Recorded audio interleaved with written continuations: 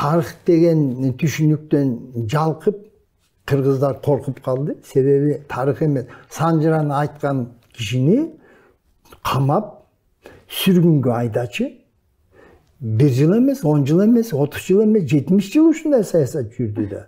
Ошон үчүн бул өтө коркунучтуу, шайтан өңдүү болуп калды. Эгерде оозуңду ачып тарыхты айтсаң, Санжыраны айтсаң, сен сөзсүз жазаланасың деп. Мына мен канча жыл жаңы чындык тарыхты айтып келатам. Мен деле көп коркутууга учурадым. Менин үстүмөн деле сотко берип отурду. Мага да айттыргандар болду, ай тынчыбайсыңбы, жөн жүрбөйсүңбү? Муну мен өз мойнуман көрдүм да. Демек бул биздин өксүгүбүз. Бу да азыр тарыхчылар баары биригип алып Кыргыз элинен кечирим сураш керек. Кечирим сураш керек. Арбактар кечирбейинче иш оңолбойт. Кыргыз айтат, Кудай кечирет дейт. Ал өзү кенен дейт. Арбак кечирбейт дейт. Арбактан кечирим сураш керек. Кыргыз элинен кечирим сураш керек биздин тарыхчылар. Эмне үчүн буга чейин тарыхты айтпай келди? Эмне үчүн Кыргыздан жаап жашырып келди? Кайсы акысы менен жалган тарых менен окат кылып, биздин рухий казнабызды улам тешип, улам жок кылуу аракетин билсе дагы билбесе иш жүзүндө ошондой жаман иш кылышты да булар. Тарыхчылар, биздин саясатчылар, биздин тарыхчылар унчукпайт казыр. Эмне үчүн унчукпайт? 10 жыл мурун мен талай маалыматты келтирип тарыхчыларга айттым. Эми силер докторсуңар, академиксиңер, окмуштуу таанылган адамсыңар. Айтпайсыңарбы муну чындыкты десем, мага минтип айтчы. Россиянын илимпоздору, академиктери айтса, Россиянын президенти айтса, анда биз айтабыз дейт. Эми мына 3 ай болду, Россиянын жетекчилери айтып атат, а биздин тарыхчылар унчукпайт.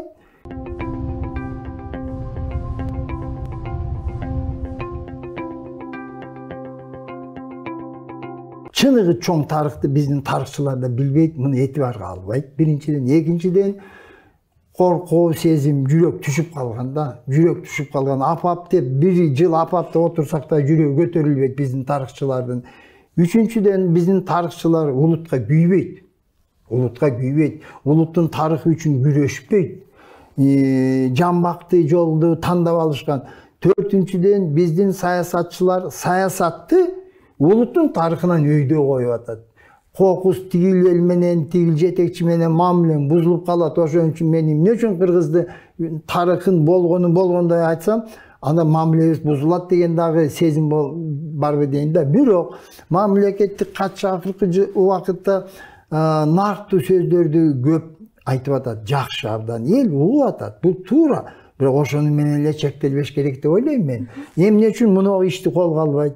Эмне үчүн 1 сентябрдан баштап бүт жогорку окуу жайларга, бүт мектептерге 1 класстан 10 класска чейин, 1 курстан 5 курска чейин мундай жука китепчелерди эмне үчүн тез арада басмадан чыгарып бербейт? Ошол Путин таянган илимий чындыктарды чогултуп туруп, эмне үчүн Кыргыз элине бербейт? Эмне үчүн жаш балдарга көрсөтпөйт? Эмне үчүн мультфильм же болбосо ар кандай клиптерди жасабайт? Бул катчынын иши да. Мен ийгилик каалайм ал кишиге, бирок ошол нартуу сөз менен эле чектелген туура эмес да. Аны менен эле бул камтыбайт да, Кыргыздын улуу дөөлөтүн камтыбайт да.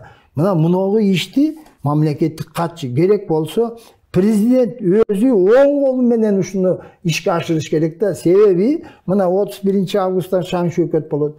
Ошондо эмне үчүн биздин улуу тарыхыбызды даңазалап, бартап, даңтап, чоң жыйын өткөрбөйбүз? Эмне үчүн дүйнө жүзүнө чачырап кеткен Кыргыздын башын чогултпайбыз? Эмне үчүн айтпайбыз? Биздин бабаларыбыздын мына мурасы экен. Биз ушуну ыйык туталык, ушунун алдына башыбызды бириктирелик. Токтоткула тигиндей мындай деген оппозиция, саппозиция деген токтоткула. Биз мыногу бабаларыбыздын арбагына, алардын мурасына татыктуу бололук деген сөздөрү эмне үчүн айтпайт?